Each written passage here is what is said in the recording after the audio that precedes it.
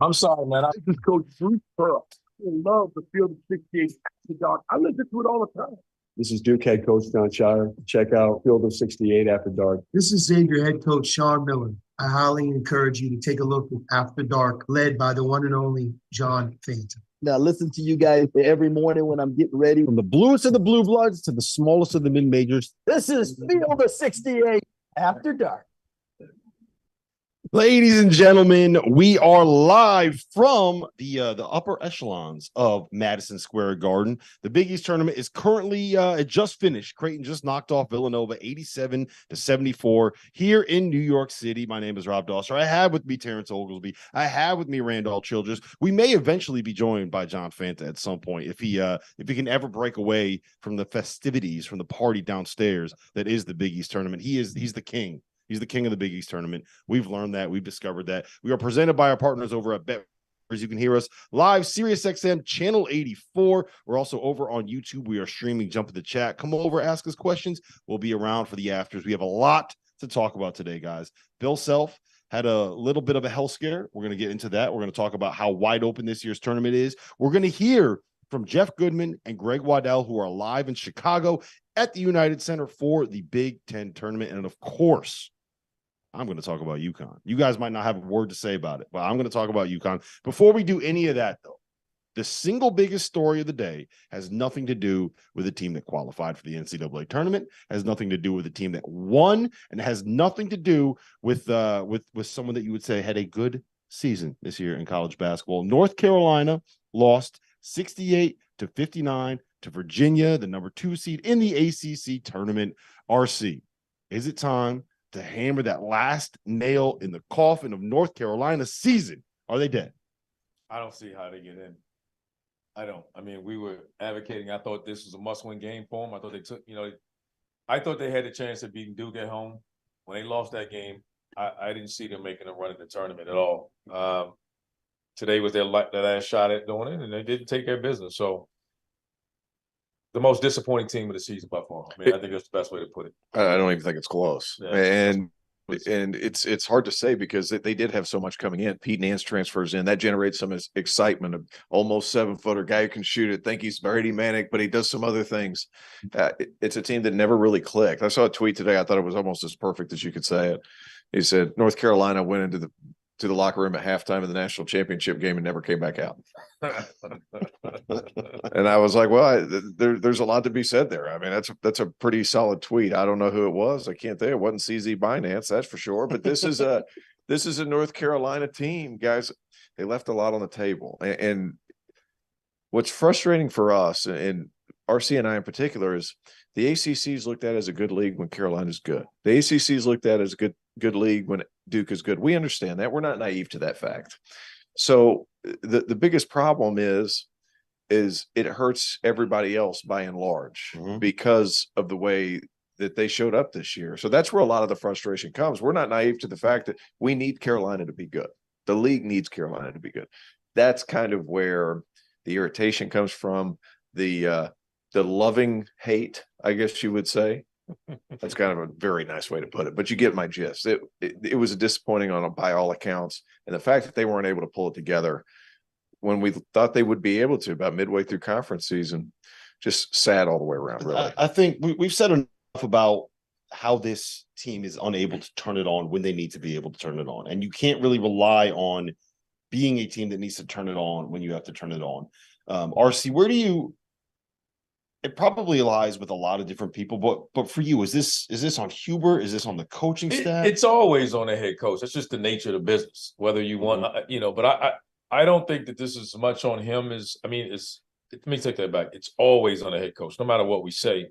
But there's enough experience on this team and enough guys that play together. If this was Duke's roster and it was a bunch of freshmen, then I'm like, all right, hey guys, you got to cut us some slack, get some young guys. That group's been through it. That's an experienced group, a bunch of third-year players, fourth-year guys, fifth-year guys. There's no excuse for them to be that flat this year, inconsistent as they were. I thought they act like they can just turn it on, like, all right, we went on a run a year ago. It's almost like last year hurt them this year because they felt like, all right, we can just turn it on when we want. And obviously that wasn't the case. It starts with Hubert, but I think there's enough experience on that team that they could have been able to coach themselves amongst leadership. So amongst here's my themselves. thing. You guys have both been in more locker rooms than I've been in more locker rooms than most of the people listening have been in. I think that it also falls on the players because Yes. you have to when Yes. you have a team that is that old, Yes. right? You have to have some kind of internal leadership, some kind of somebody in there to just kind of, if Caleb Love is taking dumb shots, grab him by the scruff of the neck and basically say, dude, you gotta stop doing that. You can't do that anymore. If RJ Davis is not getting the ball into Armando Bacot, there has to be a presence. And I made the argument when they made their run last year, it was when Brady Manek came in and took ownership over that team, not just being on the roster, had a level of ownership. So I just, yes, it falls on on Hubert, but I don't think you can sit here and say that the players are blameless when they've made the same dumb mistakes over and over and over again. But okay, so that's fine. I understand that. But the fact that the head coach allowed them to make the same mistakes over and over again and there not be any repercussions. Every year or every game, RC, like when I played and, given I wasn't as gifted as some of the guys in North Carolina has, playing hard is a prerequisite to playing time. And that wasn't the case this year for Carolina. They just didn't play hard. They felt like they could coast. It was almost a bit of a cocky situation when they won yesterday and Caleb Love's running back down the floor, winking at like, oh, yeah, we know what we're doing. But it doesn't work like that. It doesn't work like that. And I think there's a lot to be said for, does this team accept an NIT bid? One. Two, if they do, does Hubert play young guys then? I got a better question. I'm all for those. Do you bring the team back? No. This needs a clean slate. Everybody has an opportunity outside of Pete Nash to come back. We're going to learn about – then I don't think they're going to air their laundry out. But we're going to learn more about this team if everybody comes back. That's a good point.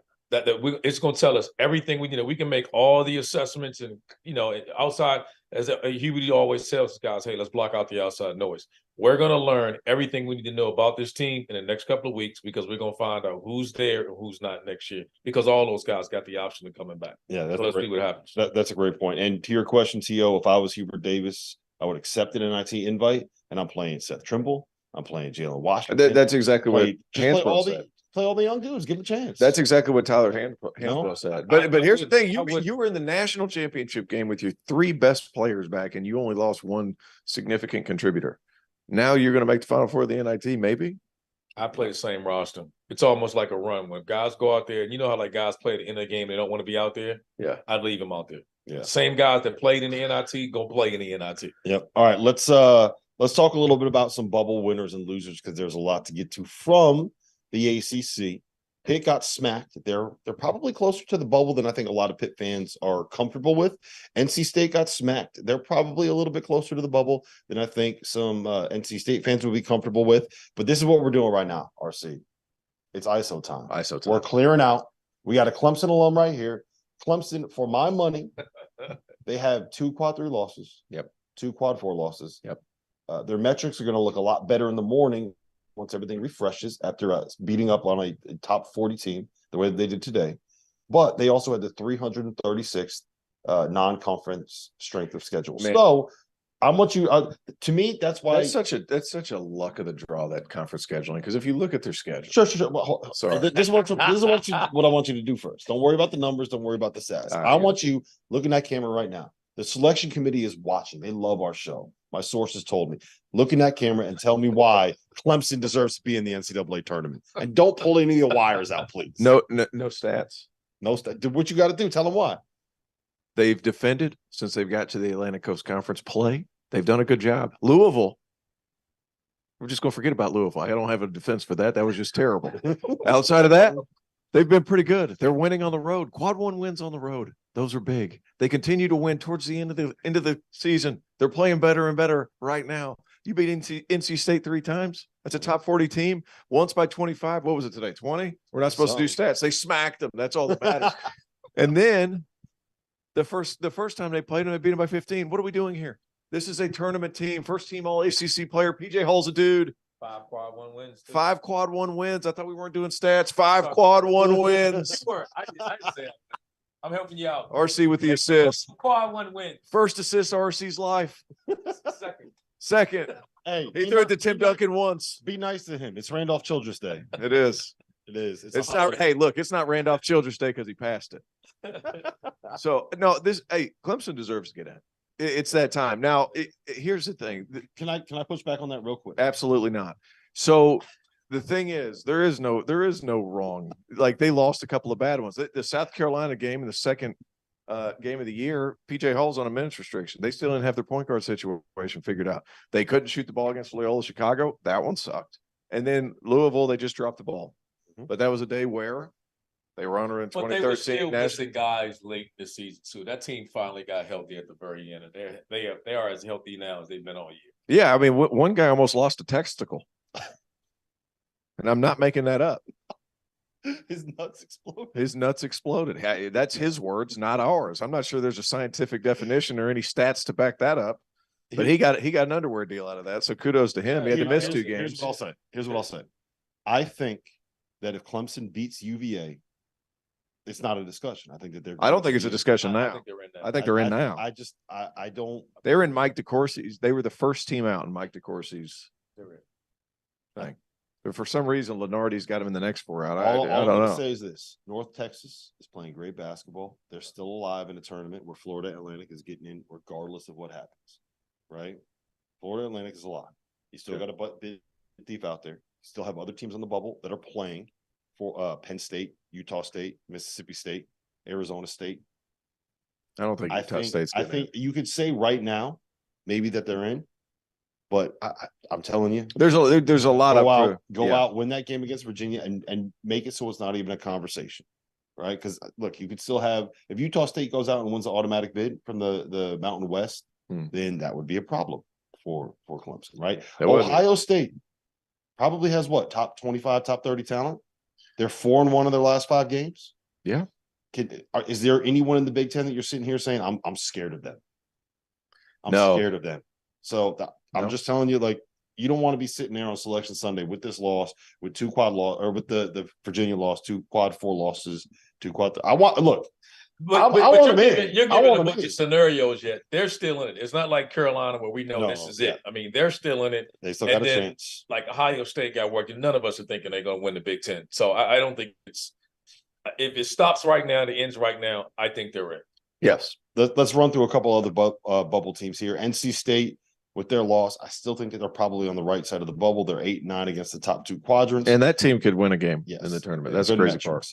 Pitt, I think that they're still in. They might end up in a playing game, but how about the craziest thing ever? That they were number 1 going into the last game of the season. They lose and they go to 5. Last 2, yeah, and then they end up 5th. All that, yeah. If they beat Notre Dame, they're the 1 seed, right?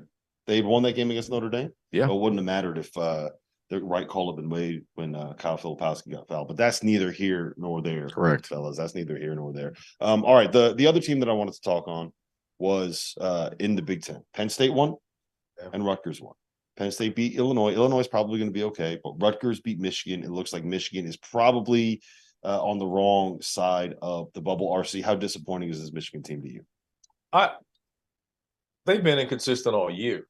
Yeah. So I don't think that it's, I'm not surprised. I mean, the question was, I never thought they had consistent perimeter shooting, surrounding Hunter Dickinson. So I'm not overly surprised by Michigan. They've just been up and down all year long. And I think now, I think it's official. I don't think they're going to get it.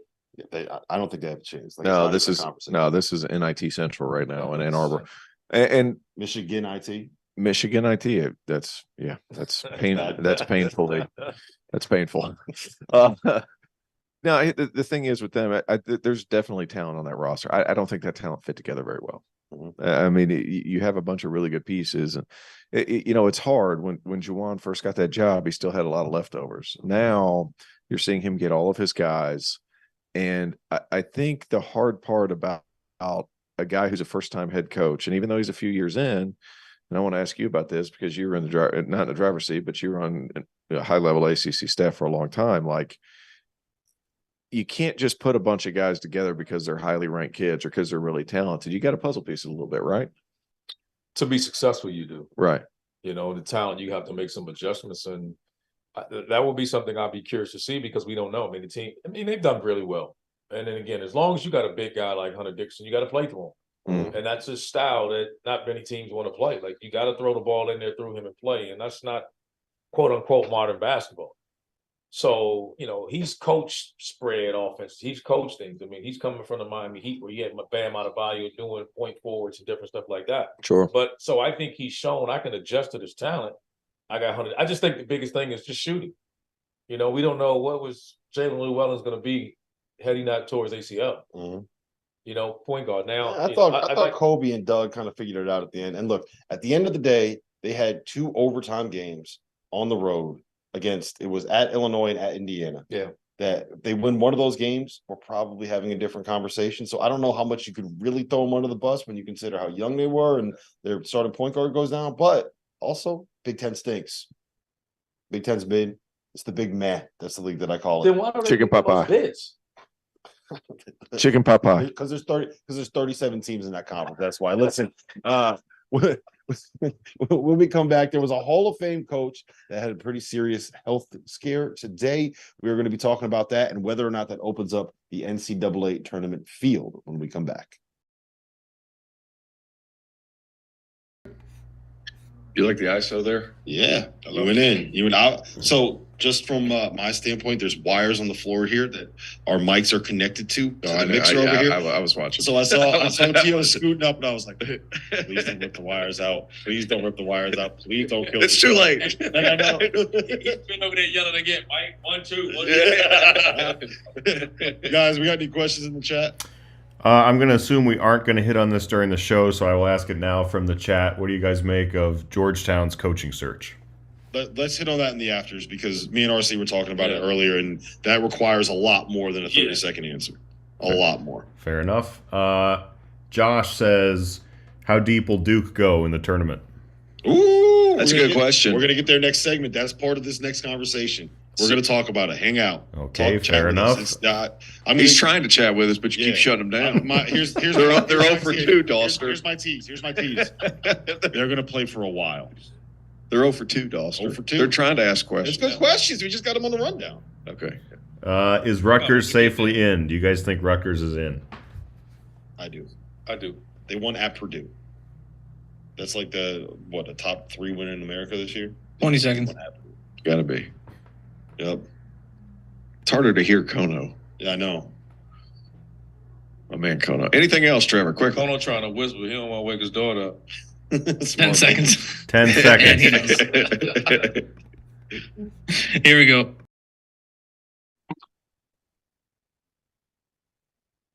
Welcome back. Field of 68 After Dark. We are live. Sirius XM, channel 84. College Sports Radio. We are live over on YouTube. Jump in the chat, ask us questions. We are streaming over there. It is the Field of 68 YouTube channel. Rob Dauster, Terrence Oglesby, Randolph Childress. We are sitting in Madison Square Garden. You can see the lights and the buildings and the skyline of downtown Manhattan behind us. Guys, a little bit of a scary thing happened this morning, right? We all saw the news that Bill Self wasn't going to be coaching. And we got the press release that came out. Now, I'm going to read exactly what it said because I think it's important to say that the way that they put it. Bill Self did not suffer a heart attack as reported by some media. He arrived at the emergency department last night and underwent a standard procedure that went well. He is expected to make a full recovery, but he will not be returning for the rest of the Big 12 tournament. His status for the NCAA tournament is unclear. I don't really want to dive into the medical side of this because there's too much that we don't know. And spoiler alert, none of us are doctors. What I will say is we all know Bill Self. We all like Bill Self, and we all want the best for Bill Self as a human being, not just as a basketball coach. But I want to ask you guys, if you ever dealt with a situation where you were going into the most important part of the year or any time of the year and your coach had to step away because of health issues, you ever had an interim coach? Does it help that Norm Roberts was the head coach, one at St. John's for 6 years, and 2 for the first 4 games of this season? RC, you go first. No, I think it definitely helps. I mean, he started out the year, his team played really well up under him. So he's been a former head coach. He's a longtime assistant. He's been there. He's well respected. I didn't expect much drop off at all. And they came out today and took care of business. And I don't think it'll resolve much. Obviously, you can't replace Bill Self. He's as good as there is. I think when it's all said and done, he'll be possibly in the right. Ever. Mount Rushmore of coaching when it's all said and done. And the only thing I'm disappointed for him, hoping he's healthy, but I thought they had a legitimate chance at repeating. And that's always something special. I think the fact that Norm took over at the beginning of the season, I think that it just made it for a flawless situation. Like it was already ready-made or flawless, seamless. Yeah, you're using the right word. I'm not, but I think that certainly helps. Thinking about Bill, obviously, I mean, that's scary. Anytime the word procedure comes in after an emergency situation, I mean, that's always scary. So hope Bill's okay. But like you said, RC, like he one of the best to do it, and his level of consistency is like unbelievable. Yeah. But that all being said, Norm's been with him for a while. The rest of his staff has been with him for a long time. You can't replace that magic. No. That Bill Self magic, but at the same time, I mean, that's certainly it's scary. It's scary all the way around. Yeah, we hope the best for him. And the one thing I think the message that should be taken away from this is everybody get your stuff, get your health checked, go to the doctor. My wife is always banging on me about that, and it's something that I probably should do a little bit more. I do think that they won the title last year. You got a veteran point guard, you got a veteran leader in Jalen Wilson. KJ Adams has been around the program forever. You have guys that kind of, it's not like you have a whole bunch of freshmen. You got a couple, right? So they have some veterans on there. But I will say this. It's starting to look like we thought this was going to be a wide open tournament. And now Alabama's dealing with all these off-court distractions. You got a bunch of freshmen that are going to be going into press conferences, having to answer questions about stuff they've never really had to answer questions about before, right? How is that going to be a distraction? You got UCLA, Jalen Clark, torn Achilles, done for the year. You have Kansas dealing with this Bill Self stuff. You have Purdue, who's kind of fallen off a little bit. Outside of Tennessee's fault, like outside of the Baylor lost for the second straight time today. So outside of Houston, I'll say this: UConn looked pretty good today. We'll talk about. Okay, go ahead. UConn looked pretty good for about, and about they 28 struggled, minutes. and they struggled at the end of January when you need to struggle, and now they're figuring it out. And I'll say this: some of the stuff they ran today, when you have Calcaterra coming off Calcaterra, Joey California coming off Joseph L. California. You had him coming off one down screen. Andre Jackson was setting a pin down. Sanogo was setting a pin down on the other side. And then Jordan Hawkins was coming down. And you can pick a side. It's hard to guard, guys. It's hard to guard. Not only that, when you fire him up, Sanogo might be the strongest human being on planet Earth. That guy attacks the offensive glass. Dude, I'm not boxing him out. I'm bouncing off of him. And like some of the stuff that I thought Hurley did a nice job. And then Cooley made it ugly. And whenever you get down big, he switched up. He went some zone. UConn got a little stagnant. Ball quit popping a little bit. Caravan got in foul trouble. Changed the flow of the game. You got to make it ugly sometimes. And he almost made it ugly enough for Providence to get back and win it. Yeah.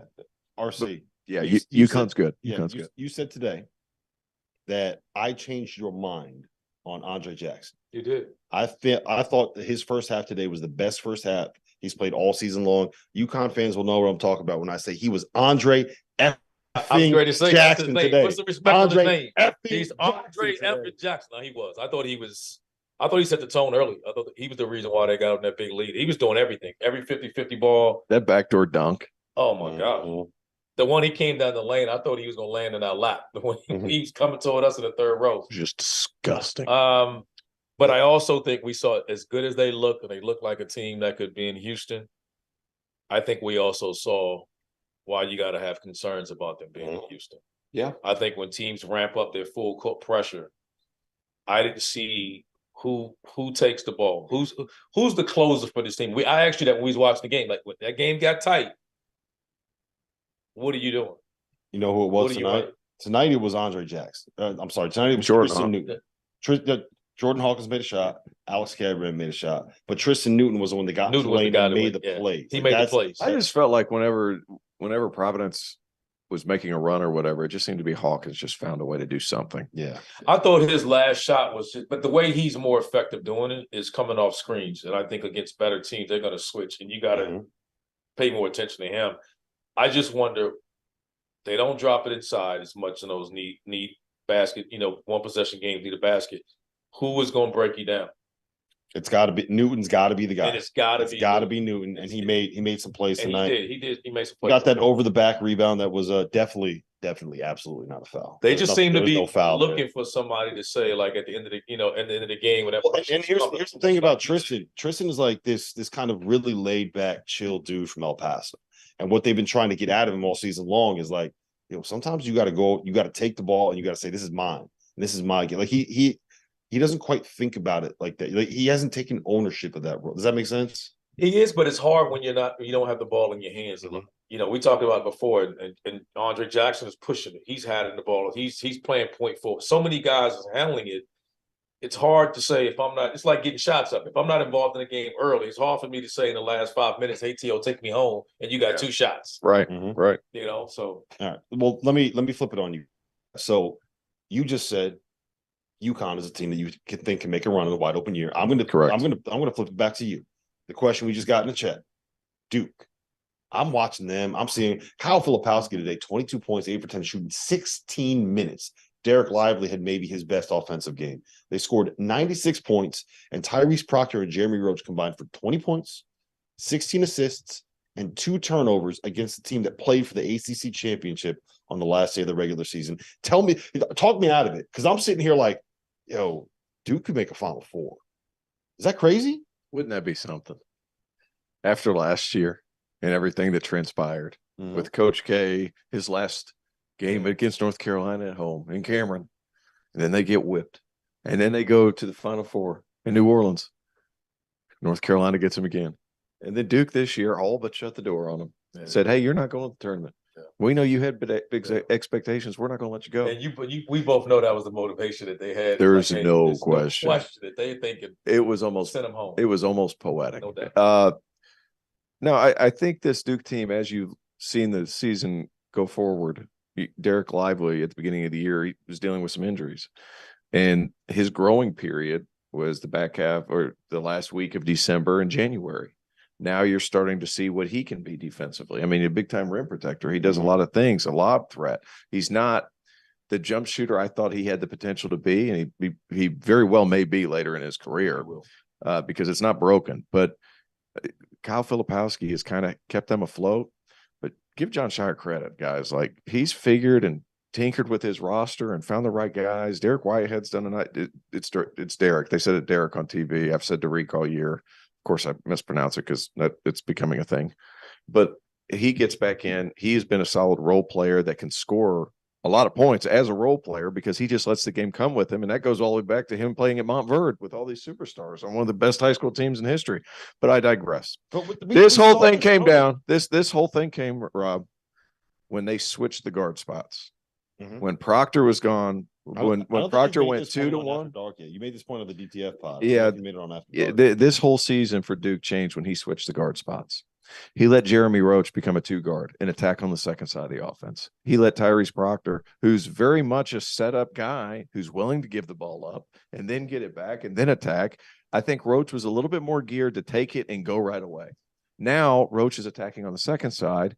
He can be aggressive. He can be an assist guy there, but the ball's moving a little bit more. And Tyrese Proctor, man, you said at the beginning of the season, and buddy, you nailed it. It was like, so talented, big, physical. I feel like the guy's still growing. Like he looks taller now than he did in November. I don't know how that's possible. I think today is. I mean, I know that's possible. They had the perfect matchup today. Yeah, Pitt small, Duke is massive inside. They're underrated defensively, and I think interiorly and at the rim, they may be the best interior defensive team in the country because of their length. And it makes it difficult for anybody to score on them. And so their guard, you got really good side. I thought early on they made the switch because they had to. Now Tyrese Proctor has just elevated his game. Yeah, I think he's elevated it now where it's like we can attack you in multiple facets now with 2 guards, because before it was you couldn't ask Jeremy Roach to bring it up and run the offense and then also break you down. Yeah, exactly. So it just makes sense to say, hey, let's kick it over to let him do it now. Tyrese Proctor's doing that at his size. He's comfortable doing it. They're healthy. This team's healthy. You called this in the preseason. You said it in the preseason. They were banged up and they were young, and it was going to take a while for them to get there. But if they got there, they had a really high ceiling. And I think we're starting to see that ceiling a little bit. Listen, we got to get to a break. But coming up next, we have Jeff Goodman and Greg Waddell with a live hit from Chicago and the Big Ten tournament. Chi-Town. You're clear. Listen, guys, I think that Duke has a chance to make a Final Four. If you think that I'm wrong, you can prove it to me. This season, we are partnering with Run Your Pool, who will be hosting the official Field of 68 bracket contest. It's live right now. You can go sign up already. I've actually worked with them before, which is why I was fired up when we were able to land this sponsor. They have more than 50 game types for every sport that you can think of, from a traditional bracket to bracket pools, to survivor games, to head-to-head games, to pickaxe games, and my personal favorite, squares. Who doesn't love squares? The scoring, of course, is customizable, and you can tailor your bracket rules to your specific pool. It's awesome. I'm use it. All my biggest pools use it. Go check it out. Here's the best part, though. Run Your Pool is giving away $1,500 free dollars. $1,500 prize pool for free. All you got to do is go sign up at the link in the description. It's play.runyourpool.com/field68. That's FIELD 68. Fill out a bracket and be eligible to win. I will see you guys on March 12th. Real ones already know what that date means. My birthday. Exactly. That's one. That's one. That's all you need. Sorry, Yep. continue. No, we're done. Okay. We knocked it out. Trevor, how much time? 20 we got? seconds. 20 seconds left. I just that read went entirely too smoothly, not for me not to mess it up. 10. Carter's in the video. What does that have to do with anything? 5 seconds. Here you go. Welcome back, Field of 68 After Dark. We are live, Sirius XM Channel 84. We are streaming over on the Field of 68 YouTube channel. Jump in the chat, ask us some questions. We're presented by our partners over at Bet River Sportsbook. I'm Rob Dauster, but we are not going to stay here. We're at Madison Square Garden right now. We're going to throw this thing all the way over to Chicago. We're going to go hear from Jeff Goodman, Greg Waddell, and Carter Elliott, who are checking out the Big Ten tournaments. Thanks, Rob. All right, We thanks, are Rob. here at the United Center, Big Ten tournament. I'm here with Carter Elliott. I'm here with Greg Waddell, and one person is happy, one person is not. And the Michigan Wolverines will start there. They are out. They're in the NIT now. It has been a season to forget for the Michigan Wolverines. Hunter Dickinson comes back. We think it's going to be all roses, and instead now they're headed to the NIT. Hunter played well today. Everybody else did not. What do you think of, again, this season and what went wrong, and where do you put the blame? If you're playing the blame game, where are you putting it, Greg? It has to go to Juwan Howard, but not necessarily for the reason I've heard the loudest criticisms of Juwan Howard. Yeah. It's the roster he built that is the problem here. And everybody wants to point to the three guys at the top, Kobe Buffkin, Jett Howard, who are going to be first-round picks if they choose to go to the NBA. Hunter Dickinson's been an All-American 2 years ago, but we know what he's capable of. But beyond that, they don't have anyone capable of contributing at a winning level for a team that could dream of championships, let alone a tournament berth right now. Terrence Williams went from being a 25-minute guy to completely unplayable. The rest of the team is freshmen. They're inexperienced. And as good as the top-end talent has been, even today, they haven't proven they can do it in the toughest moments of the season. Jett Howard, Kobe Buffkin, 12 combined points, 7 turnovers from Kobe Buffkin. I mean, you feel for him. He came on this podium and said it was just his worst game at the worst time. It's tough because now you're back in that cycle again where they lost 2 guys to the NBA last year. You're trying to replace them with high-level talent. But high-level talent doesn't always equal winning basketball teams in the Big Ten. Yeah, let's turn it to the team that did win and probably got themselves into the NCAA tournament. They have been floundering. Rutgers, Steve Pikiell, they've been 2-6 going into this game, and they made shots in the second half. You know, they always guard, right, Cart? Yeah. But what they did was they made shots, and Steve Pikiell's done an amazing job there, and this was a team, again, that needed this win desperately, probably to get on the right side of the bubble. Yeah, I mean, it's like you said, Jeff. Rutgers is a team that struggles to make shots, and even the start of the game against Michigan, you saw it as Michigan would get up about 6 points, but they never could really, truly pull away. And when you have guys who played a lot of college basketball, I mean, Mulcahy's played a lot of college basketball, Caleb McConnell's played a lot of college basketball, you get those guys going, they're just going to will themselves to make some shots. And we saw some performance today from Derek Simpson, the freshman from Rutgers, who I think is going to be a problem in the Big Ten for a long time. It's hard not to make that Geo Baker comparison because, one, they look alike, and two, they kind of play alike too. But, I mean, he's going to get a lot of buckets for this Rutgers team. But credit to them because their backs were against the wall. They were reeling, and they needed this win bad, and they came here and got this win. As far as Michigan's concerned, you know, where do you see this program headed now long term? Because, again, you know, 2 years ago, I was kind of at a point where I was ready to say, you know what, I screwed up because I didn't think Juwan Howard was a good hire. As most former NBA guys who, you know, have $100 million in their bank account have not done well. And now 2 years later, there are questions about Juwan Howard and whether or not he is the right guy to lead this program long term. You know, he inherited a great situation from John Beilein, a great culture.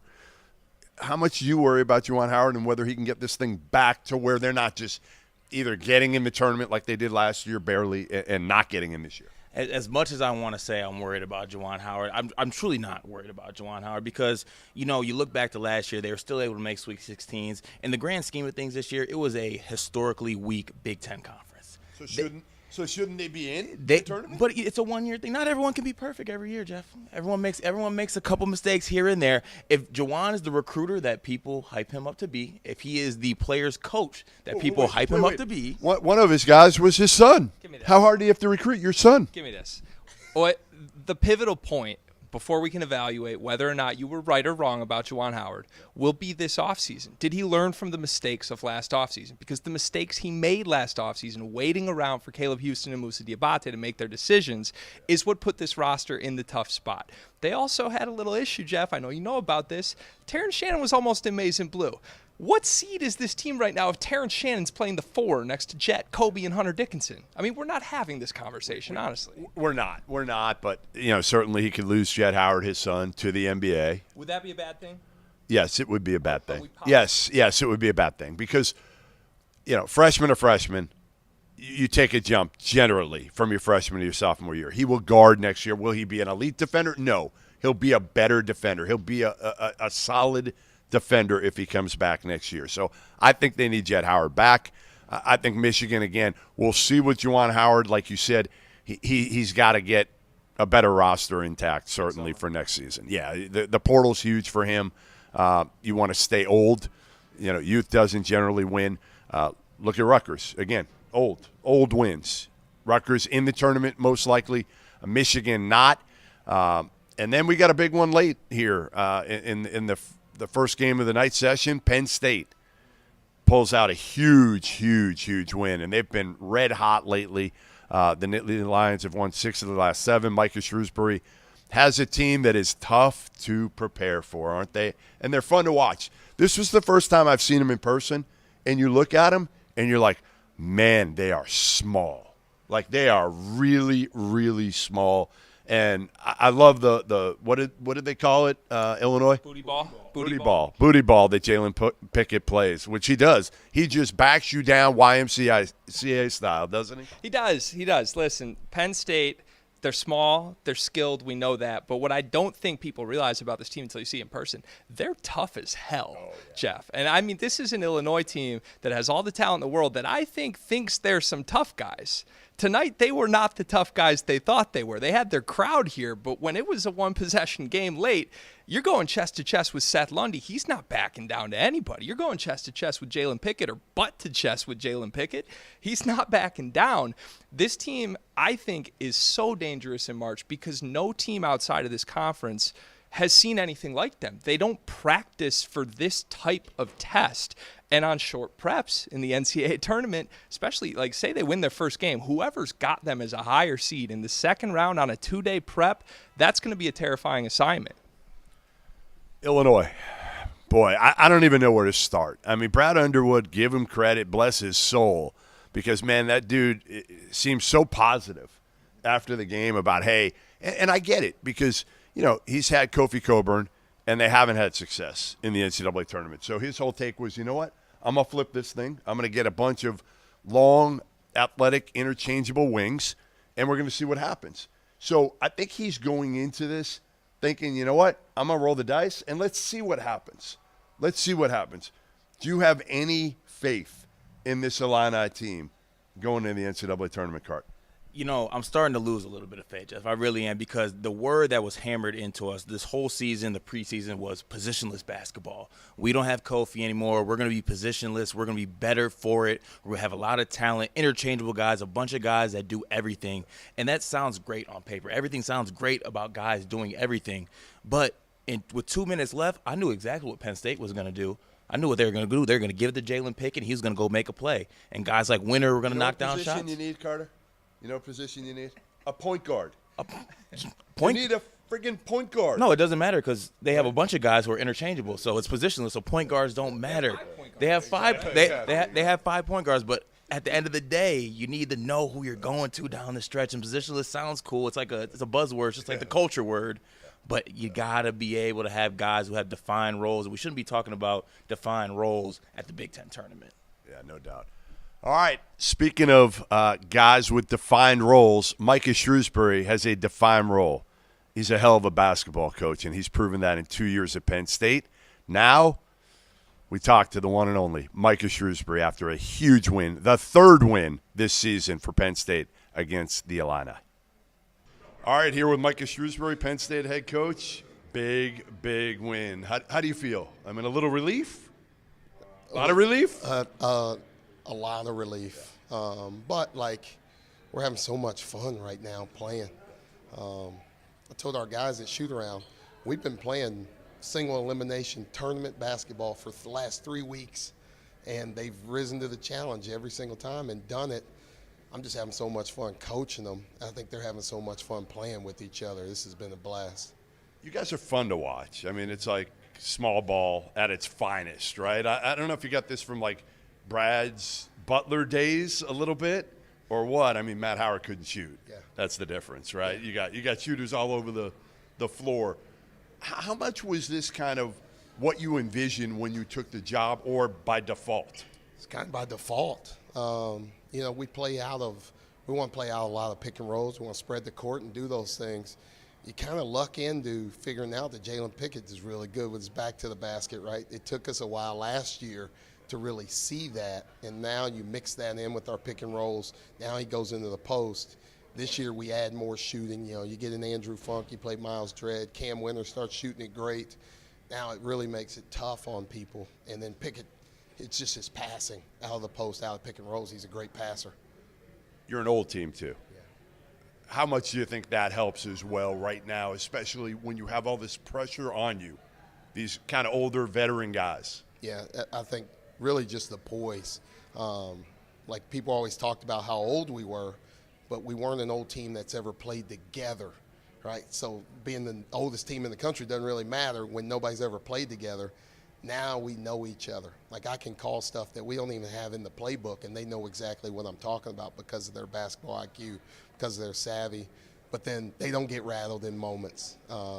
They deliver when the chips are down. They're just a tough group, and I think that's where you see the veteran leadership from all these guys come out. One of the surprising things for me about you, I've seen you for years, and you're pretty chill. You're pretty mellow as an assistant coach. As a head coach, you are different. I mean, you flip the switch a little bit, and you got a little bit of some shit to you, don't you? I always say it, I tell our guys, when the game starts, I go from Coach Shrewsberry, Tasmanian devil. I just want it, man. I love to win. I hate losing. There's a passion behind it. But also, all these guys, I'd never done anything as a head coach, right? Nothing. And first-year head coach, all these dudes believed in me, right? They committed with a vision. And I don't want to let these guys down. I want them to ride this out as much as possible, and I appreciate what they're doing, what we're doing for Penn State, and I try and keep my emotions in check a little bit. All right, the third win against Illinois, a charm today, because I think it puts Penn State in the field I don't know if you're ready to say that. I don't know. Did you tell your team that, or did you tell your players, hey, listen, we still haven't done it. We need to win one more? Yeah, no, we haven't even talked about it. We just talked about, like, let's win the next game. Let's win the next game. That's all we're looking forward to. And, like, Northwestern's the biggest game of our season because it's the next game. And we've kept that mentality for a long time.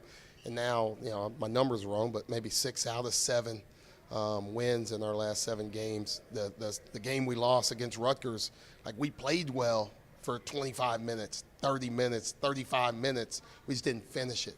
But that was still us that got that lead, right? We want to be that group for longer stretches, and we've been that group for the majority of the season. All right. Thanks, Micah. Back to you, Rupp.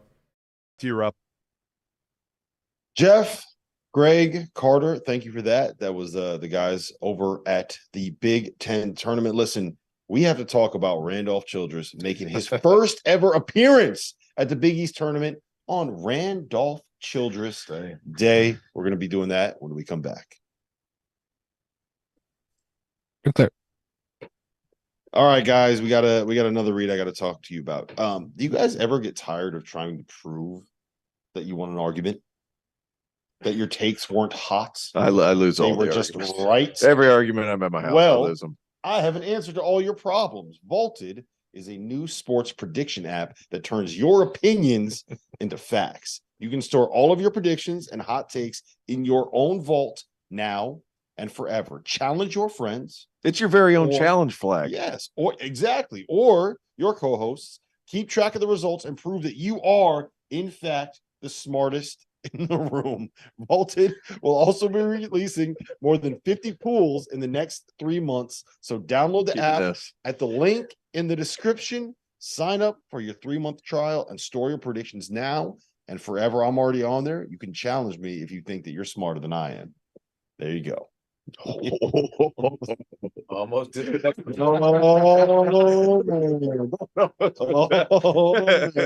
Don't do that. Use 30 the seconds. Vaulted app. How much time? Sorry. You got 30. Oh, okay. All right.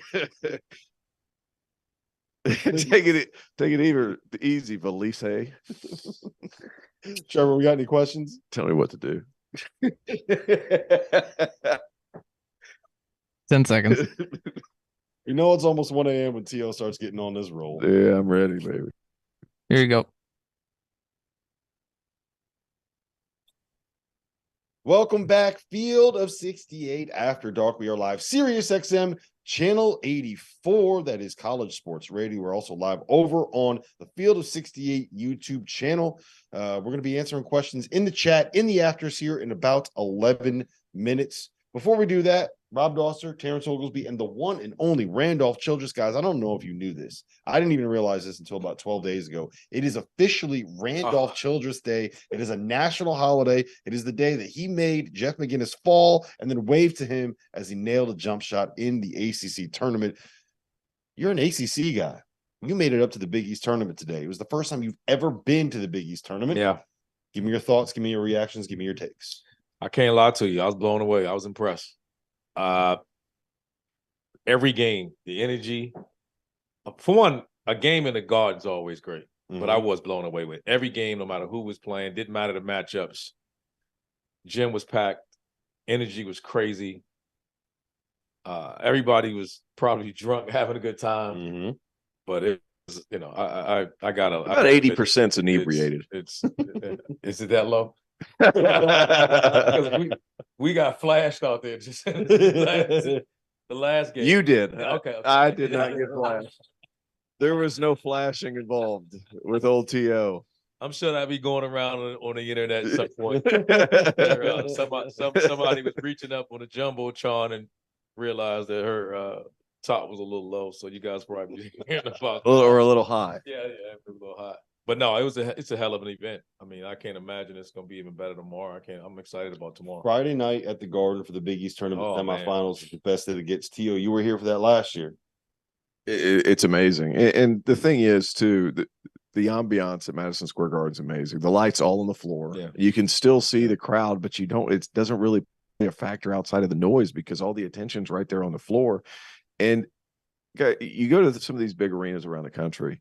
If you get put on the jumbotron at Madison Square Garden, there's not a sad face there. No. There's not somebody ignoring it. Ideal It's a place. big deal. Like it is the ultimate stage for college basketball, and the energy between the fan bases. And I've said this before, Rob, and I think you'll agree to this. Like, there's a certain hate / respect. We didn't have any fights. There's a certain hate / respect that it just makes it a different kind of fun. And the proximity of most of the schools in this league, I think, certainly helped that. You know what it feels like for you and I? It feels like what the ACC basketball that we grew up in. So, yeah, it's what I played in 15 years ago. That like changed. And not that we're saying the basketball is different, but just the crowds and everybody else. This felt like an old school rivalry of college athletics. And I'm talking about even walking out. Big East never forgot about the fans. No. No. Which I'm not saying, well, I am saying, but there's certain conferences that forgot about the fans. The Big East is the conference that does major conference tournaments right. Let's talk about the games that we saw and the action that we saw. I want to start with Marquette, because Marquette was down, I believe it was 13 points in the first half to St. John's, came all the way back. It was a dogfight. Tyler Kolek did first team All-American stuff. Man, he's good. 17 points, 9 boards, 6 assists. And they were able to shake off a rough shooting night from Cam Jones to win that game. How DePaul, number 2 seed in this, Xavier, number 2 seed in the conference, also had to come back. I think they were down by 17 in the first half against DePaul. Who are you more concerned about? Is this just the nature of March, T.O.? I'm not really concerned about either team. If I had to pick one, I would say Xavier, though, because I think, Kobe Jones was terrific tonight, but there just seemed to be something missing on the defensive end that I'm not sure they can really be picked up. Jack Nungy's a really nice player. I'm not sure he's an elite rim protector. He's a big dude. Right. I'm not sure he's an elite rim protector. What Tyler Kolek did today in the second half showed you everything you need to know. If there were any doubters, watch that second half. They closed the show. Oh, he's so good, and I wish I could share with the general public what he told me after this game. I'm not going to do it. But that kid plays with a certain fire. Give it a general consensus. The general thought was he realizes it's going to be a UConn based crowd, and he's very excited to play against it. Mm-hmm. He's very excited. It's his mental toughness. I mean, he keeps his dribble alive. He sets up the offense like he's just so tough. What was better, hitting a shot at home and having the crowd go absolutely nuts when it's a big shot, or hitting a big shot on the road and making the gym completely silent on the road? I mean, I had a lot of both, you know what I mean? Or seeing, I like both of them. I like them for different reasons. The shot at Maryland was big because it shut everybody up, and you could see the replay where all the fans just sat down all simultaneously. It was awesome. That happened in College Park, 2008. If you want to look it up, I watch it all the time. What's up, SVP? I watch it all the time. And then I think at home too, if it's a full house and it's really going and the energy's good, it's been back and forth, that's obviously a lot of fun too. Siri doesn't get it. Siri doesn't get it. No, but it's he'll never understand me. Siri will never understand me. It's a thing where both work great. That was weird. Yeah, I've never seen that happen before in my entire life. But you got to be concerned about Xavier's defense right now. Yeah, absolutely. I think, they gave up, 50% from 3, 60 from the field. The guards, DePaul's guards got wherever they wanted the entire game. Yeah, they did. I think that's the concerning thing. That was never their strong suit. They've been inconsistent defensively all year. Mm-hmm. And that's not a great DePaul team. And they played their butt off, man. And they're healthy. They deserved to win. I thought they deserved to win. Yeah. They were deserving to win in that game. They just didn't put it out. They didn't make enough plays late.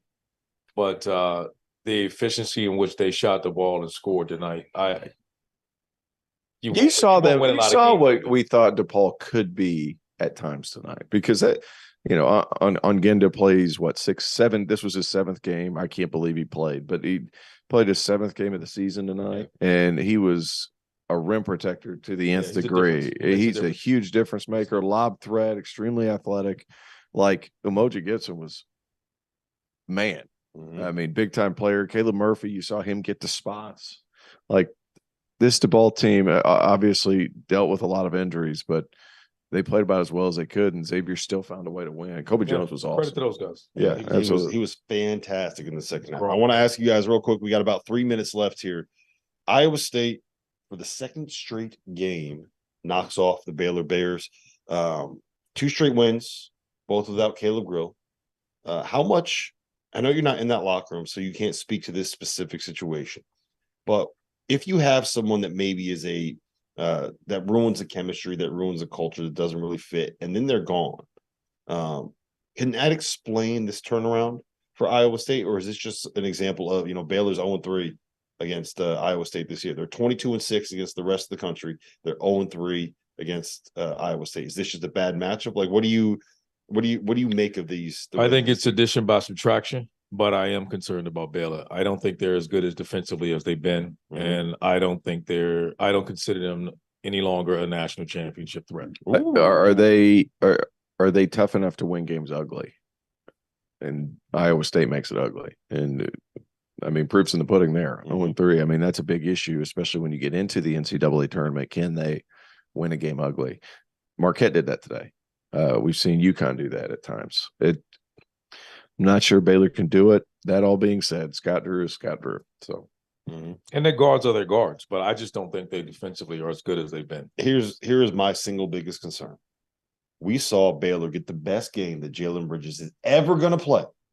He's never going to play a better game than this. 28 points, 10 for 11 from the floor, 7 for 8 from 3. And they lost to Iowa State. Yeah. Now, that could just be a situation where the guards just didn't have a great game, which will happen. You're not going to play great every night. And I would be willing to bet we're never going to see another game this season where all 3 of those guys have a bad game. Just they're too good for that. But if you lose when Jalen Bridges goes nuts, to me, that's a red flag. I just don't think they're as good as they've been defensively, and they're going to need 2. They're not. They're not. They're not. And 2 of those 3 guards have got to play really good for them to win against good teams. Yep. All right. They're going to face. So let me ask you this: Baylor or Texas? You got to go all in on one of them. Texas. Texas easy. That's Texas easy. Easy. What were they head-to-head this year? Not that matters, but Split. Okay, so I would go Texas because I feel like Texas has a group of guys that can win ugly. I think they've been more consistent all year long. We're They not have. here questioning. By the way, shout out Rodney Terry, Big 12 Coach of the Year this year. Well, no, I think it's still Kansas State. I think we still got to go. I don't think. No, he won it. He won it. He did. They gave. Yeah. No, That's wrong. He won That's it. wrong. All right. But and let me say that, as you guys know, I was advocating for him. I've been saying all along, He should get the job. Give him the damn He job. should get the job. He should get the job. Just because you didn't win Big 12 But Coach of the Year doesn't mean you shouldn't get the that job. Coach of the Year tournament belongs up in Kansas State. It belongs in Manhattan. It doesn't belong. Man happy. Man. happy. That's where it The belongs. Little Apple. Listen, this has been the Field of 68 After Dark. We were live in Madison Square Garden. We're not on the court tonight. Hopefully, we'll be on the court again tomorrow night. It's going to be me, RC. We'll have John Fanta tomorrow. So for Terrence Oglesby, who is catching a flight up to Burlington, Vermont, to go call the America East title game. Kill it, man. 7 a.m. He's going to kill it. Go. He's taking off. So Field of 68 After Dark tomorrow night, midnight. We'll see you then.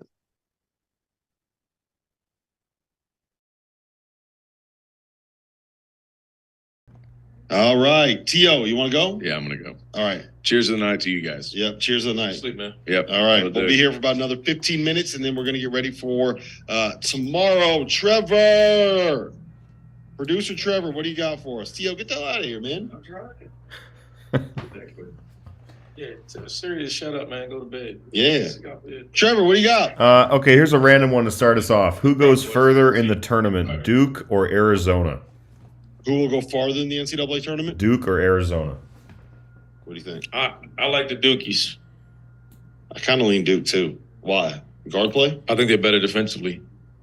I think when they're not making shots, they can create offense through their defense. And I don't think I can say that for Arizona. I kind of like the fact that Duke is going all in on this 2 kind of point guard look.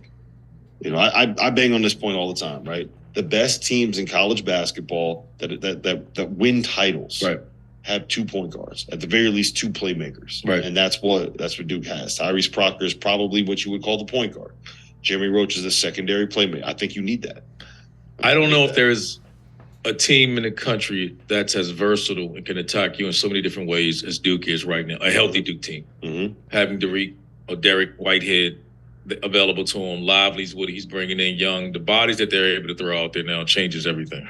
Yep, absolutely. Are you worried about Arizona at all? Or is it just kind of...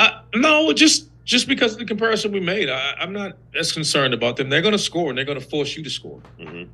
I just don't think they have the defense, that they're as good defensively as a unit as Duke is. Yeah, I would tend to agree. Trevor, what else? All right, this one's from Bram. All 3 of these teams lost 3 times to the same opponent. Who are you most concerned about in the NCAA tournament? Illinois, Baylor, or NC State?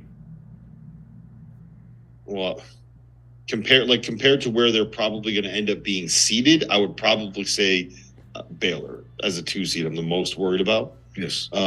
But that's just because Illinois is what do they be, like an 8 or 9? I'm thinking, I don't expect much from them. They may win 1 game, and I don't expect them to win beyond that. But Baylor's right now on the 2 or 3 line, and I don't know if they're making it to the Sweet 16. Yeah. I'm really concerned about them. Yeah, it's not just the Iowa State thing. I just don't think they're as good defensive. They just didn't figure that out this year. They're just not. And he lost Devin Mitchell, so I'm not comparing them just to that. I just think overall, collectively, they're just not as good on that end of the floor. Yeah. Well, who was the 3rd team, Trevor? I'm sorry, I forgot. NC State. NC State. I actually think I'm still into NC State. I think that was just a bad matchup for him, Clemson. I mean, T.O., I swear T.O. for 3 days has been completely nonplussed with this game. He's like, I'm not worried about it.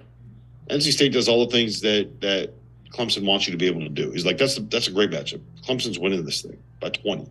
I swear he's been saying that. Yeah. So I don't. The team you saw against Virginia Tech, that NC State team can beat anybody. You get an efficient Terquavian Smith, and you're not beating them. And Jarkel's playing well. And Jarkel was 20 and 10. They play at that level. I don't care who you are. They can beat anybody and then get Burns inside. The problem is when they're not playing well or they're not shooting it well, they can struggle. And so I think Burns becomes an issue defensively. What are you going to do? You can't hide him. He has to stay inside. He's prone to foul trouble. And what are you going to do if a big can put it on the floor or space? So I don't expect the team to go necessarily deep, but they're a scary team because that guard play can be elite. You don't want to – let's say they end up as a – you don't want to play in the 7-10 game. Yeah. Right? They're a 10 seed. They win their first round game. You're a 2 seed. And now you got a team that's going to press. They can push the way they can push. Yeah. That has probably the best backcourt in the game. Yep. Right? And a guy that you could throw the ball into and get a buzzer. Yeah. They got flaws. There's a reason why they're going to be a 10 seed. But that's a good, talented, scary team. It would scare the hell out of me if I'm, in the second round. Yeah. That's a team I don't want my bracket in the second round. They can put up 90 points. Easy. Anybody that can put up 90 points, you don't want to deal with it because you got to score too. And more importantly, what they've shown is even when their guard play is strong, Burns has shown he's capable of carrying the load for a game. So nobody wants to seed him in the second round. I don't care what your seeding is. Yep. What else we got, Trevor? We got some UConn fans in the chat asking for Rob's take on Dan Hurley's game plan and how he reacted to that second half comeback. I have a lot of takes on Dan Hurley. Before we do that, catch up with Dan Hurley. So, Trevor, let's roll that interview now. Welcome onto the field of 68 After Dark, none other than UConn head coach Dan Hurley, who decided to try to kill me on press row today. Tried to give me a heart attack, but you found a way, you got it done, you won the game, hell of a game. That's what Big East basketball is all about right there, right? Yeah, I just think this time of year, and again, I think for 28 minutes, we played to our fullest potential. I mean, offensively, defensively, up 26 against that team. But this time of year, no one dies easy. And they made a big run. We obviously turned the ball over a lot. We fouled a lot. Some things that have, that are real issues for us, which then chopped the game up. And but I thought we showed some character to make some big threes and get out of there with a nice win. Yeah, I want to ask you about Tristan Newton because I thought he was fantastic for the last 10 minutes, but specifically that last 3 minutes. He had the assist to Adama Sanogo, the assist to, I think it was Caravan in the corner, and he came up with that loose ball on the offensive rebound that you had to get. That was the first time in about a 10-minute stretch that you guys won a toughness. Yeah, because there were about 5 fouls before he was able to secure that ball.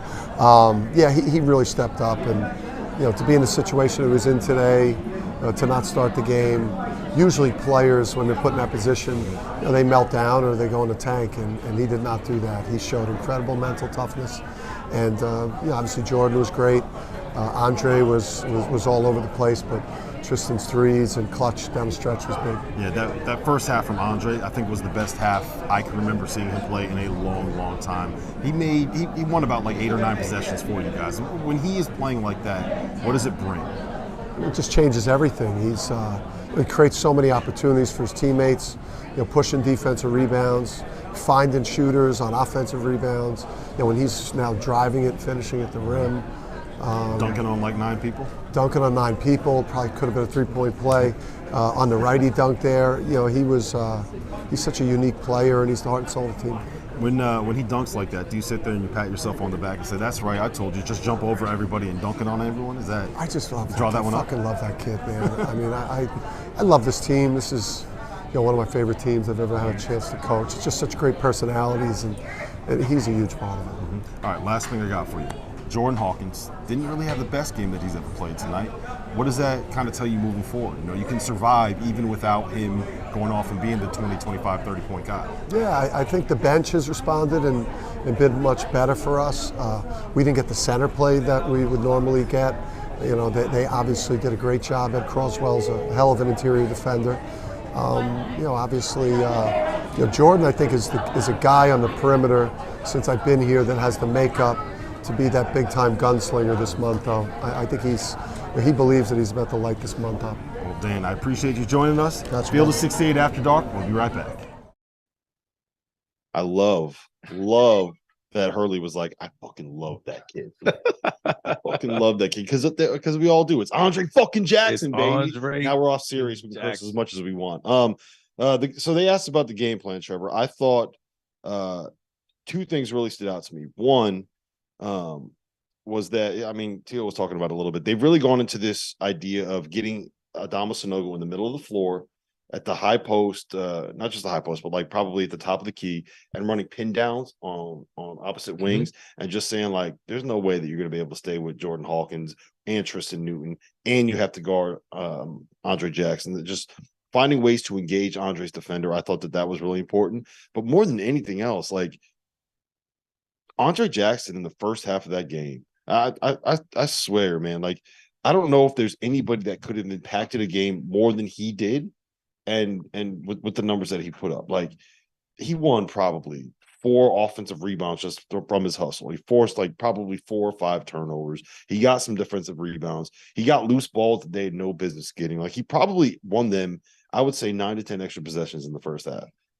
He had, I know, at least 8 or 9 rebounds in the first half. He did everything. He caught, he pushed it, he scored in traffic, he defended, he blocked shots. He was all over the place. Just the ultimate glue guy. And that's what you want. He's playing like that with his size and athleticism. What was he playing like? Andre fucking Jackson. I was impressed with him today. I thought for that half, he was not only the best, I thought he was the best player in the gym that we've seen today for a half. I thought he was that good. That first half, as far as without having to score the basketball, he did everything he'd want. To your point about the offense that they're running, I think it's running that keeps you balanced. And I think because they're running shooters off, they're running guys off that can make shots. You got to be there with them. And then if it breaks down, you just throw it inside. Yep. So it gives them a chance to attack you many different ways. So we'll see. I still think there's concern with them is closing games or putting the ball in a guard's hand. We'll see if it's Newton. I think it has to be him. Got to be Newton. I think it's got to be Newton. We'll see if they're going to win this thing. He's going to have to take him home, I think, late. And I don't mean scoring it. The ball just needs to be in his hands, and he needs to make plays. He's the guy. He's the guy that gets a paint touch that you trust that can, draw a foul, right? kick it out to somebody, Right. or score himself. He got to make the play. He's got to be the guy. You have plenty of shooters around him that can make the game winning shot for you. And Yeah. He's got to make the play. Yep. Trevor, what else?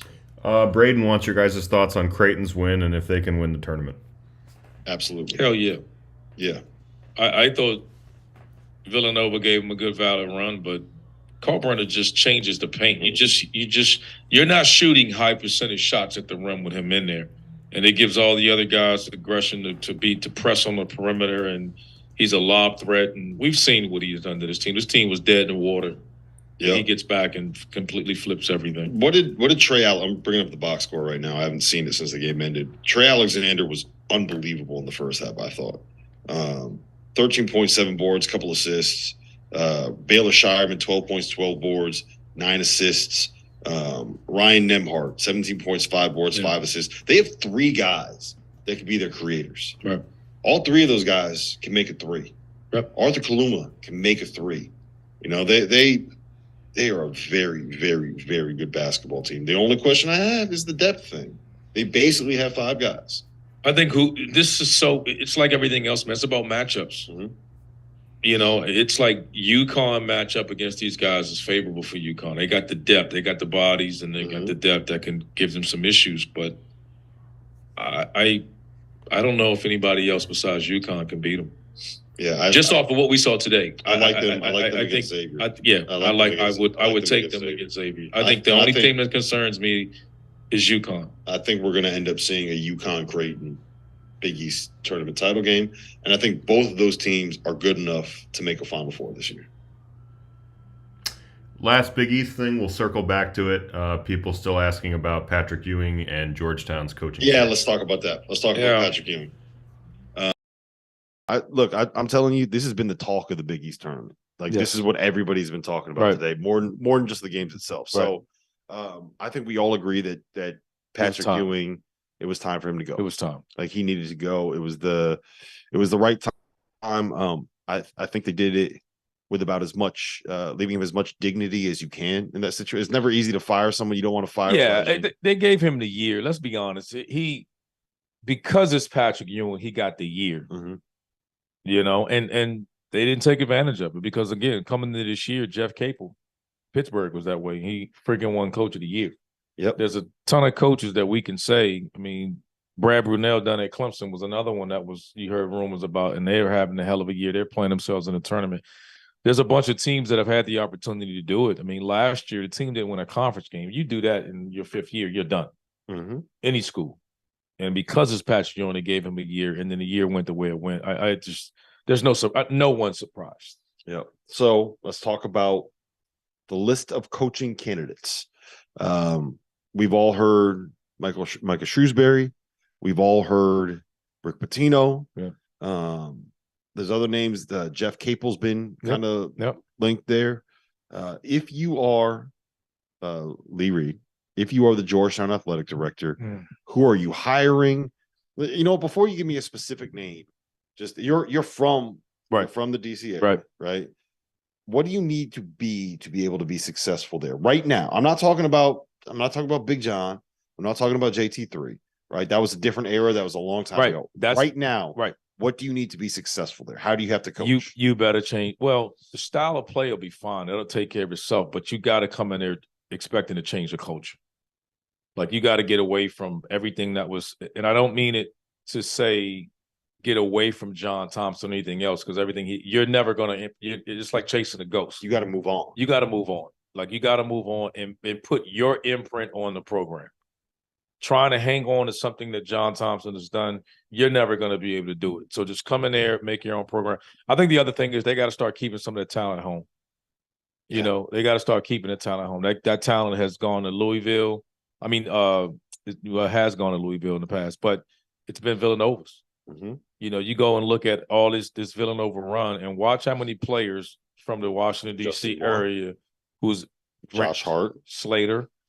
All the guys, even on the first championship, Jenkins, all these guys, you know, they were all from that team. And so I know I'm missing one more that was on the earlier roster. So they got to keep some of that talent at home. that's gone everywhere else, even like that's gone to Duke and some of these other places. So that'll be the first. Jeremy Roach. There's the Trevor what, is it Keels. the WCAC. WCAC. Yeah, that's the best high school basketball Yeah. league in the United States of America, hands down. So you got to keep that talent home.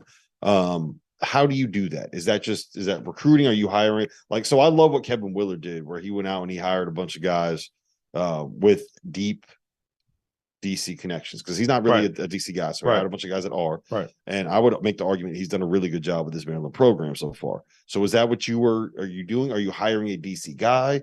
Are you hiring someone that already knows how to deal with like team takeover? You know what? I'm conflicted with that, because I always feel as though you better hire. Sometimes it's good to come in and not necessarily have to have anybody, right? Because now things have changed as much. You know, that was the kind of the thing one time or another. Now it's sometimes you can tie yourself to a university or to a program and then piss off other programs. It's like Autry, right? We're talking about, you know, coaches and stuff taking over a job. Autry's that they got what, still got 4 EYBL teams. He has to monitor how he picks his staff, and he has ties to take over, right? So how he puts his staff together can dictate how he can rub somebody the wrong way, right? So I think I'm using Red as an example. I think he probably needs to surround himself. Real quick, for people that don't know, Red Autry is the guy that was hired to replace Boeheim at Syracuse. So for him being in New York, he may need to get somebody else out there that doesn't have ties to everybody here. And that's so he doesn't alienate himself saying, oh, you're taking a PSA guy, or you're taking a Ren's guy, or you're taking a City Rocks guy. You know what I mean? Or something. So that I think matters in this case. I think is something that you just got to consider either way. I mean, I understand. There's a lot of politics. Right. Yes. And you got to be prepared for that. I think that doesn't always win, because the problem of it is when you take a guy from a program, it's not like you're going to get every kid from the program anyway. Right. It never works that way. Yep. The one thing I would say is that in hiring somebody from the outside, like a Micah Shrewsberry, for example, you don't have any of those like preconceived connections. Right. And part of the reason why, like, Ed Cooley's a name that we love throwing around on the show, right? Hire Ed Cooley for Georgetown, go do it. His ability to kind of get along with everybody. Right. I don't think, have you ever met anybody that doesn't like Ed Cooley? No. Other than like UConn fans, and even UConn fans that don't like Ed Cooley are just saying because they because he wins. Right. Someone that can kind of come in and be friends with everybody and get along with, and that's what I mean. And cross those, for lack of a better term, political lines. You know what I'm saying? And he could come in and bring his entire staff and be successful. And that's what I'm saying. So it's different ways you can go about it. But a guy like that can just say, "Hey, give me a chance." Well respected, can flat out coach. A guy like that can change everything. And I think that's that would be a great hire. So who would you give me the first person that you'd call? Give me the next person you call, and who you would hope that you think you're going to end up getting if you're the AD. Wow, if you can get Shrewsberry, hell, what he's doing right now, taking Pitt to the tournament, I think that's Penn State. Penn State. I think Cape was another one. I mean, he's going to be ACC Coach of the Year if you can pull that one off. Would you? So let me push back a little bit on Capel, because he basically had one good season at Pitt and another good season that was blown up because of chemistry issues. So is that enough to get a job like Georgetown? It's obviously going to be a rebuilding job. And I think the argument that you can make is that he rebuilt Pitt twice. Right. And I was going to say that. I thought he had the talent there. Things went, and let's be honest, it wasn't his fault the first time when went over the play. It was, you know what I mean? So it's just typical stuff that happened with young kids. Yep. So he's shown he can get the talent in there. We know he can coach. And so that's why I say that, but people forget that he brought Blake Griffin to the Elite Eight. Right. I mean, he can Jeff can he can get it done. So that's why I say that. I just believe that he can do that. I've really, what he has done is not easy, because there's not a lot of coaches that can come in there where you're like, the only reason he's at Pittsburgh because of his buyout was too hot. And then he came out and flat out, they had a hell of a year. There's no doubt about that. So that's what you need. And let's be honest, this Georgetown job is a complete rebuild. That's what you're starting from the ground up. You are, man. The one good thing about getting the job from the ground up is that it's easy to do that. Easier to do that in the transfer portal transfer portal era. That's a hard thing for me to say. Transfer portal era. That's a tough one. And you're not going to have to you're building your own team. Right. So you will be able to have like a 2, 3, 4 year window where you get you don't have to be great year one. No, it's not like walking into Duke when you're John Shire. It's not like walking into North Carolina when they you're don't have the expectations. So I think I love the Shrewsberry fit there. I'm kind of coming around on Jeff Capel. I don't think that I don't know if that's the first guy that I would try to get, but I like the idea of him. You kind of sold me on that in a little bit. I'll add this too, something to think about. You'll know this. I don't know if fans will understand this. That's probably one of the few jobs, if only job in the country, is because of John, because it's in Washington, D.C. People always felt as though it should be that a black head coach represents that institution. Fair or not, whether you agree with it or not. But you and I both know we've been around coaching enough for that job. It's always seemed like because of that's the ghost that John Thompson. There's a lot of people that grew up thinking that Georgetown was an HBCU. Yeah. A lot of people that did. And so that's why. I mean, one of the reasons those guys are helping. I don't think that it's necessarily a bad thing either. No, it's. I'll tell you what. Growing up there, and I've said this growing up there.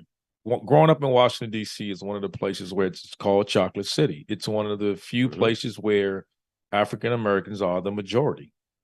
That's changing, but in the city, years ago, it was 70-30 or 80-20. It's higher than that. It was higher than that. And nowhere else in the country can you say that for a city.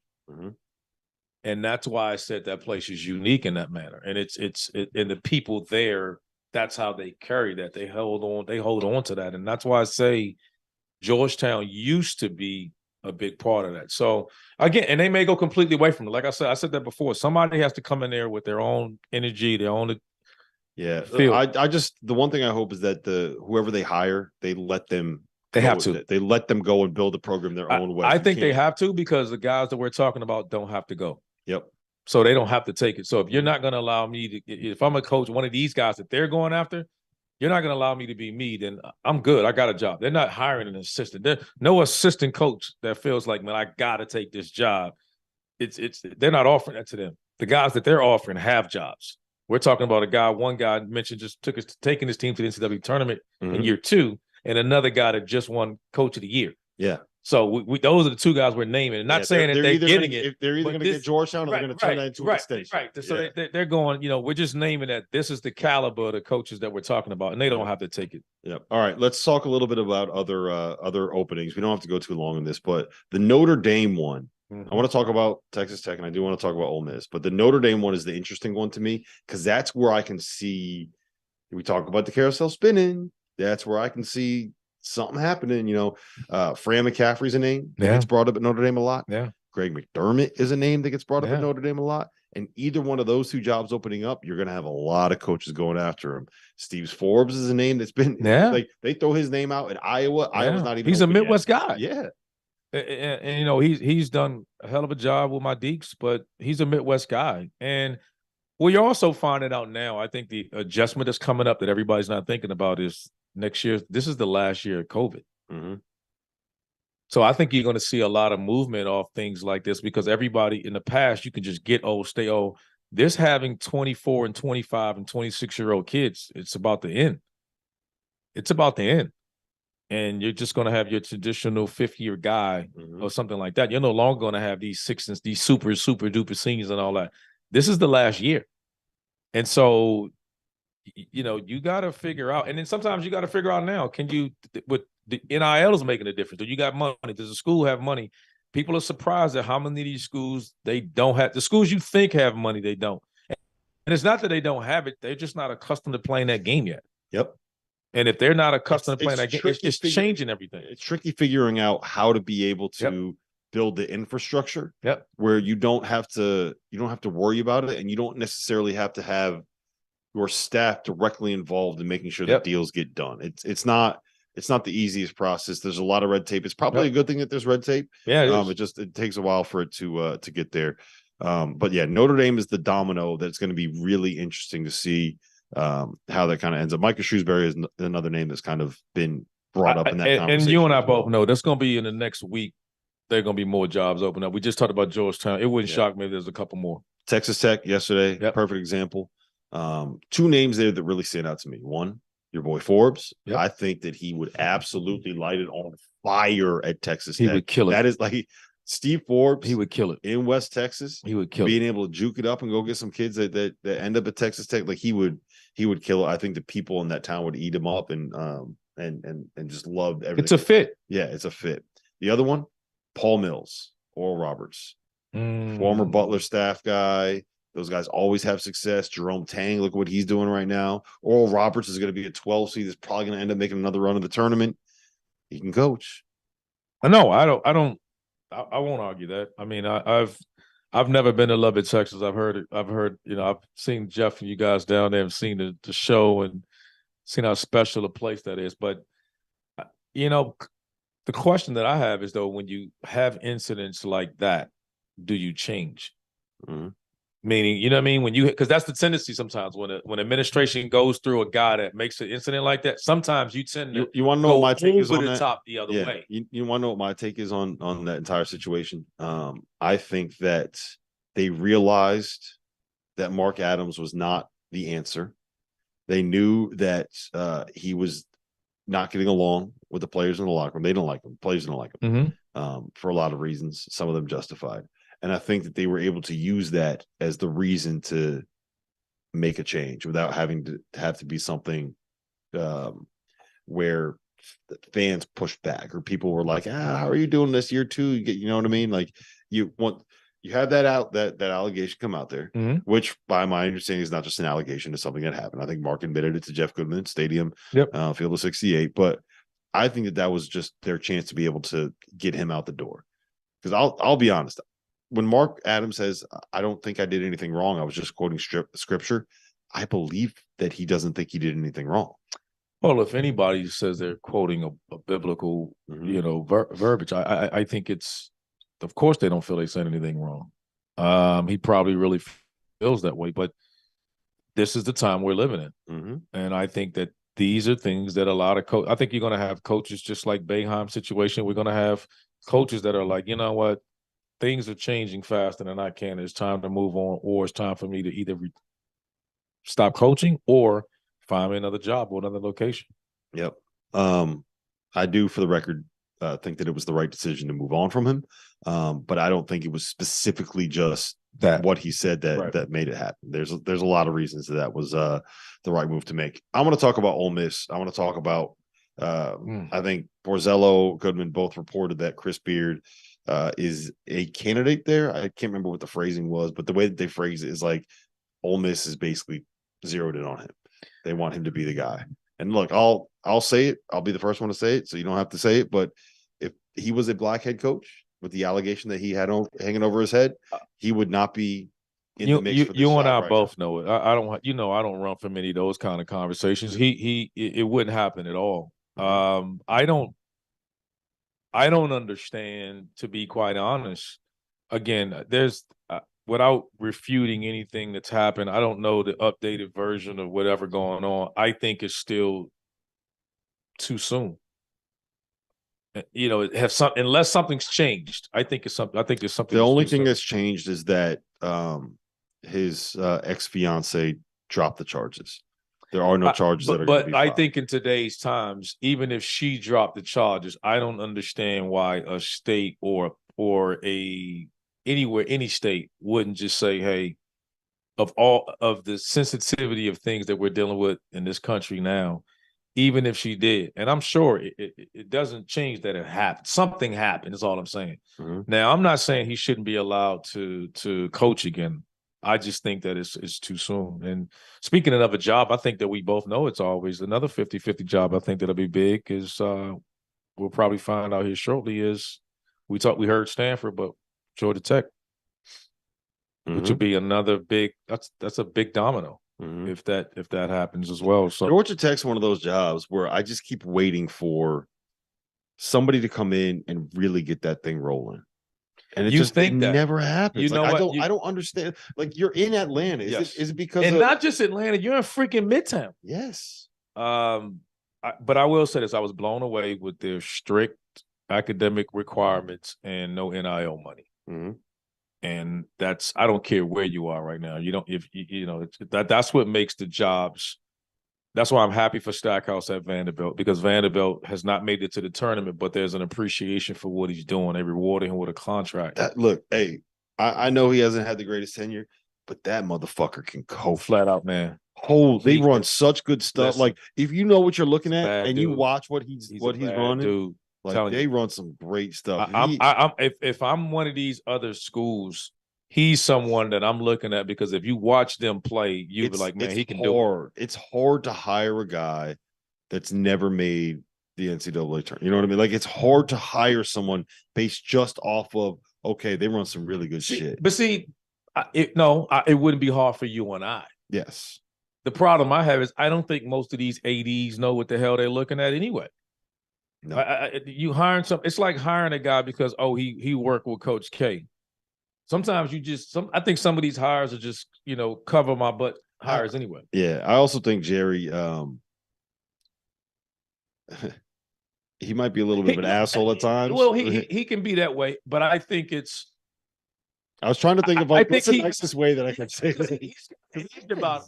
But when I think when you're coaching at a job like that, because of the kids you got to bring in there, he's got to bring in a certain type of kid to bring to Vandy, and I think he has to illustrate a level of toughness with. This is the way that I think about it, right? Like he's a North Carolina guy, and when North Carolina opened up, it wasn't like there were people clamoring for him to go get the job, right? So obviously that just that's something that stood out to me in terms of like, but also I don't think it's the timing of it though. Yes, true. If he was still in the G League, I think he would have been a legitimate qualifier for it, because they had just, when he took the Vandy job, he had just got they had won the G League championship or whatever. Yeah, championship.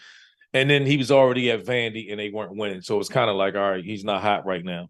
The time. But if he was, if that job had opened the year he had finished from the G League, then I think it's his. I think or he's right there. I think it's a legitimate, because coming from the league, I think it would have been an easy transition. Let's circle back, and we can end it on this. Let's circle back to actually, I want to ask you about Syracuse too. Let's circle back to Georgia Tech first. If you don't have NIL money, right, and you have high academic requirements, are you going to be able to get that thing going? I think you could put the same conversation with Cal.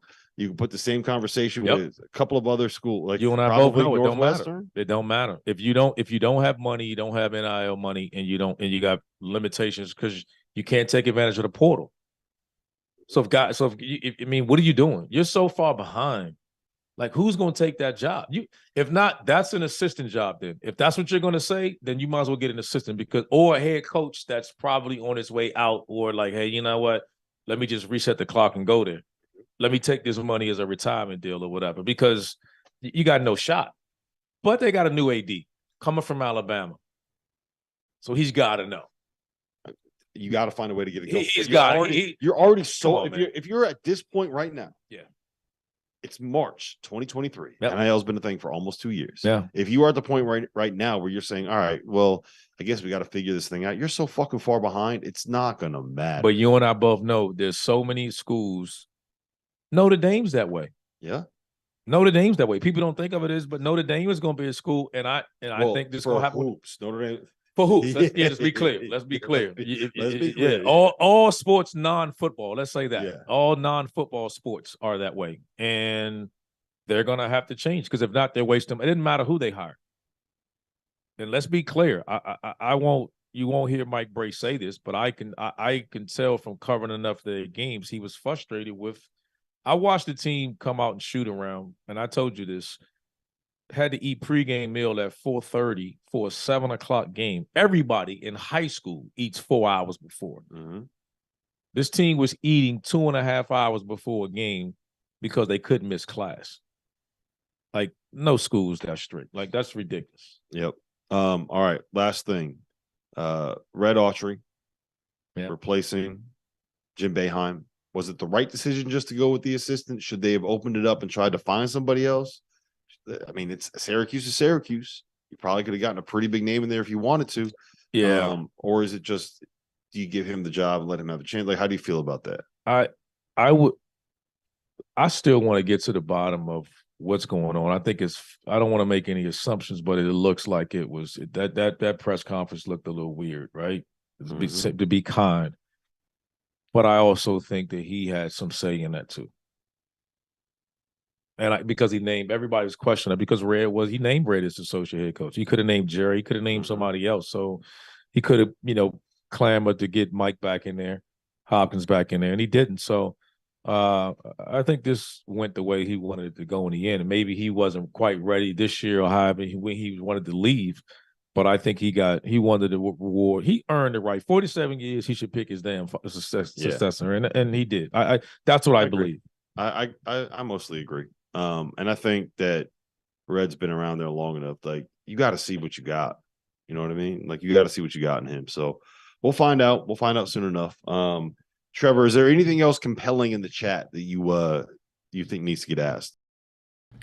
I wouldn't define it as compelling. I'll give you a quick bubble update here. Arizona State up double digits with 4 minutes to go on USC. Utah State up double digits on New Mexico with 10 minutes to go.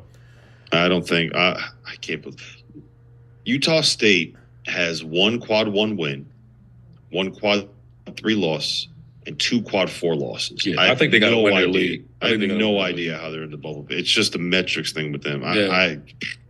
Give me 2 Clemsons over them. And I've always been big on Hurley. I've been big on Hurley from months now. So I think I hope they get in, and I hope he moves on. I hope he decides to open up. And I've told you this, and it's weird because when you get here, and I've said this, and you hear so much about St. John that I look up, and when I look and really look at Anderson, it's like this is only year 4, and it's like he's never had a losing record, and I don't know if a guy should be fired. Yeah. But you're right, and I'll say this, but the energy around the program when you ask everybody, it's super negative. Mm-hmm. But when I look at the numbers, that it's like, damn, like he's never had a losing record. And well, here's the problem. You got one of the best point guards in the Big East in Posh. You got one of the best big guys in the Big East in Joel Sawyer. He's a stud, right? AJ Storr can get a bucket. David Jones, really good Big East player. Like, no, I agree. You got talent on that roster, and you were never once in the NCAA tournament mix. Like, I get what you're saying. I think a lot of the reason why he doesn't have a losing record is because they don't play anybody in the non-conference. And that probably has something to do with why they're not dancing. So, like, you're right. We'll see. That's the if there's a real interesting one for Richard Pitino, that is, to me, that's the one that might pop up if it's not something in South Florida. But listen, Trevor. It is 1:30 in the morning. Yeah, let's do toast and get out of here. What do you say? Yeah, RC's been up since like 4:30 this morning. I've been up since about 4. Toast of the night. Go ahead. Toast someone. Wow. I'm going to toast the Big East tournament. This is a hell of an event, man. I told you. The energy in this place is crazy. So to the Garden, to New York, to the Big East tournament, toast to you guys. My toast is going out to the Prince of New York, the Prince of the Big East tournament, the legend himself, John Fanta. But I'm not toasting him for the reason. I'm not toasting him for the reason that you think. We're talking about people that lost their jobs today. John Fanta lost his job today. John Fanta was the guy that was tossing the bowls to Red Panda. If you guys haven't seen Red Panda, she is the woman that sits on top of like a 12-foot unicycle and throws bowls off of her foot, and they land on the ball on her head. I'm not kidding. She does that. Fanta was the guy throwing her the bowls while she was sitting on top of the unicycle. I've never seen her miss 4 in a row.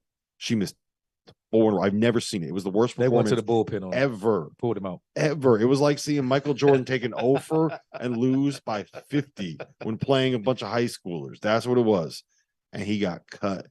He wasn't there. She was there for the first game, or he was there for the first session. He wasn't there for the second session. He got benched. He got fired. So my toast of the night goes out to John Fanta because I know he needs to call one to kind of shake off that loss. Listen, this has been the Field of 68 After Dark. We'll be back again tomorrow, midnight. Me, RC, John Fanta will actually join us, and we may have another special guest from CBS Sports. I'm not going to tell you who it is, but we'll talk about that tomorrow. For RC on Randolph Childress Day. There you go. For Trevor Valise and for Terrence Oglesby.